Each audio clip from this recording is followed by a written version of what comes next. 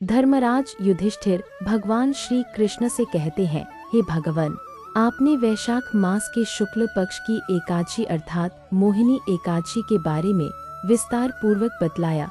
अब आप कृपा करके ज्येष्ठ कृष्ण एकादशी का क्या नाम है तथा उसकी कथा क्या है, इस व्रत की क्या विधि है, कृपा कर यह सब विस्तार पूर्वक कहिए।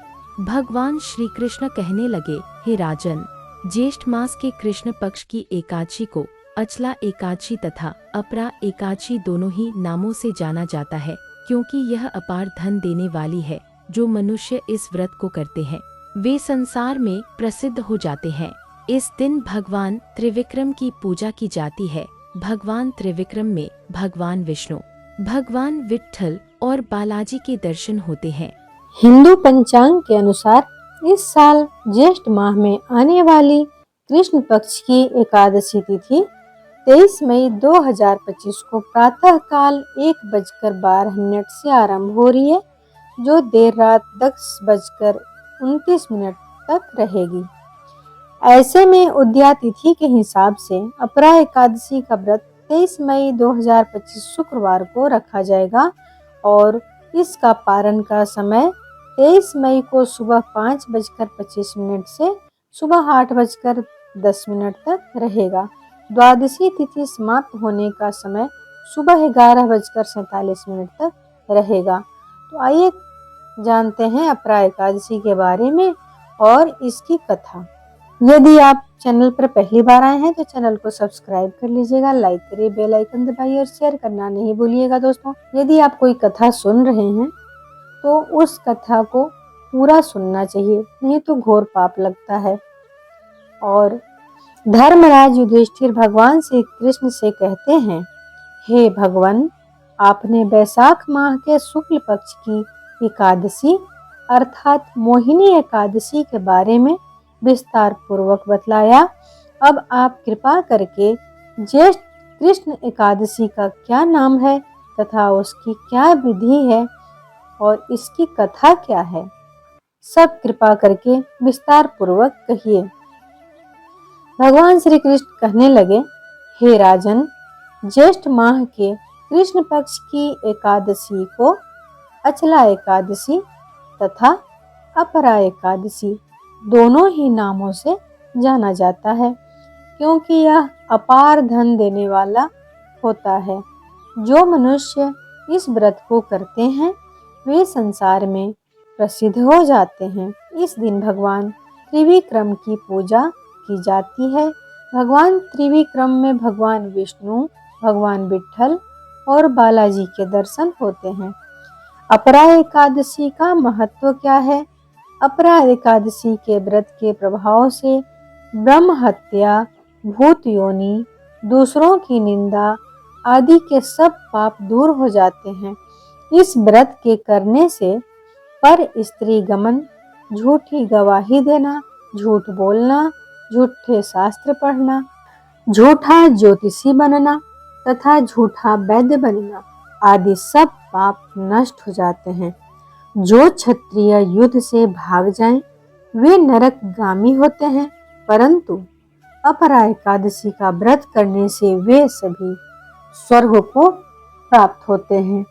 जो शिष्य गुरु से शिक्षा ग्रहण करते हैं फिर उनकी निंदा करते हैं, वे अवश्य नरक में पड़ते हैं, मगर अपरा एकादशी का व्रत करने से वे भी इस पाप से मुक्त हो जाते हैं।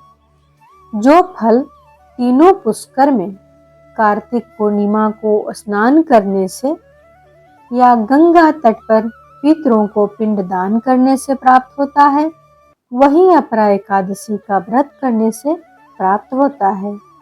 मकर के सूर्य में प्रयागराज के स्नान से, शिवरात्रि का व्रत करने से, सिंह राशि के बृहस्पति में गोमती नदी के स्नान से, कुंभ में केदारनाथ के दर्शन या बद्रीनाथ के दर्शन, सूर्य ग्रहण में कुरुक्षेत्र के स्नान से, स्वर्ण दान करने से अथवा अर्ध प्रसूता गौदान से जो फल मिलता है वही फल अपरा एकादशी के व्रत से मिलता है।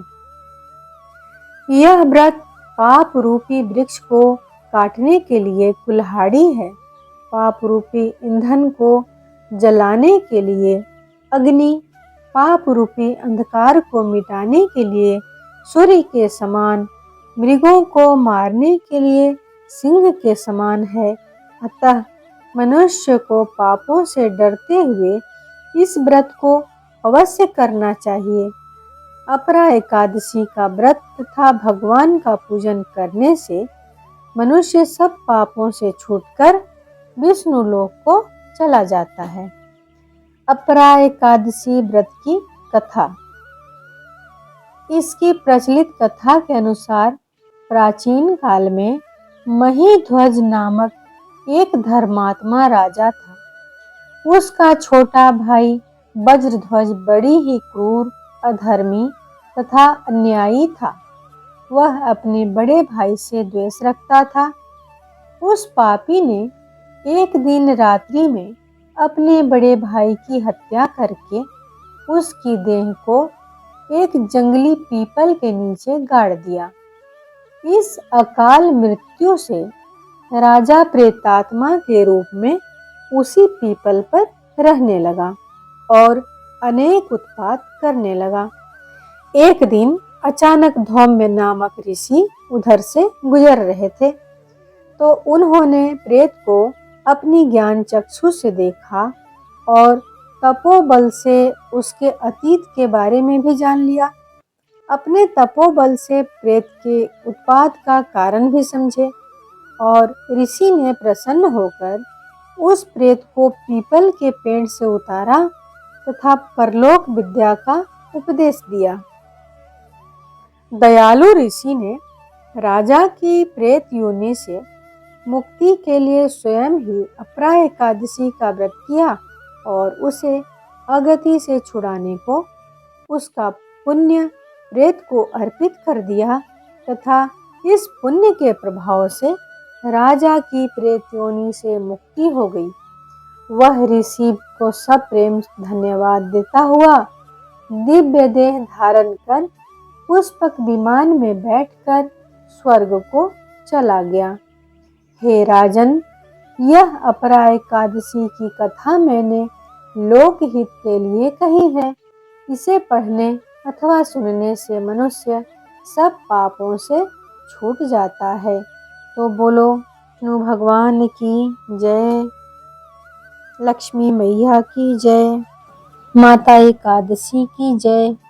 यदि आप चैनल पर पहली बार आए हैं तो चैनल को सब्सक्राइब कर लीजिएगा, लाइक करिए, बेल आइकन दबाइए और शेयर करना नहीं भूलिएगा दोस्तों। एक बार हमारे चैनल पर आप विजिट करिए, वहां पर प्लेलिस्ट में जाकर देवी भागवत कथा का लाभ उठाइए। और यदि आपको हमारी कथा पसंद आ रही हो तो आप कमेंट में जाकर अपना सुझाव अवश्य दीजिएगा, इससे हमें प्रोत्साहन मिलता है। नमस्कार।